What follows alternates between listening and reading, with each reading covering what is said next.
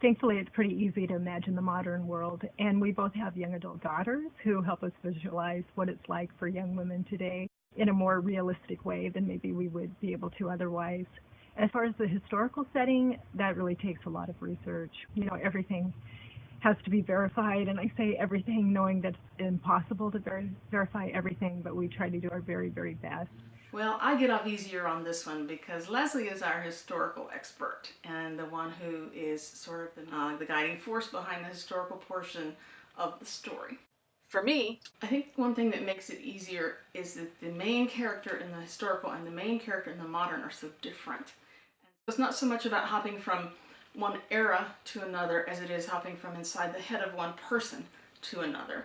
It's a whole lot easier to switch eras with them because that's just a part of who they are.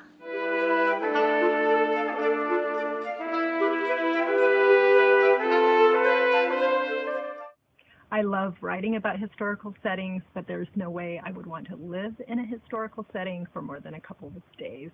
Things were very, very dangerous back then. There were so many health concerns and sanitary concerns. There was a high infant mortality rate. There was just a lot of bad things going on. Then there were the issues as far as women's rights and rights for non-white people. So yes, a couple days in a historical setting and in a heartbeat, I would be running back to the 21st century.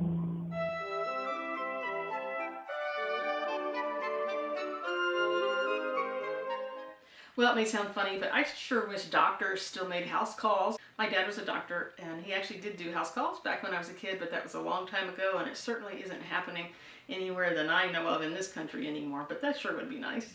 One of the things that I came across in researching Williamsburg is how big the lots are there, but it was very, very planned. They wanted people to have enough space for a large garden and for an orchard.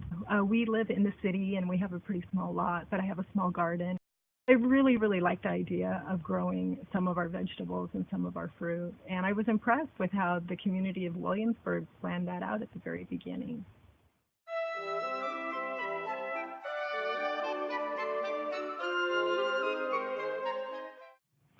The most helpful modern advancement that I can think of is the stove. It wasn't invented until the mid 1700s. Before that, everyone cooked over an open fire, including our characters in My Sister's Prayer. It could be hot in the summer, it could be dangerous any time of year. So I definitely give credit to the stove.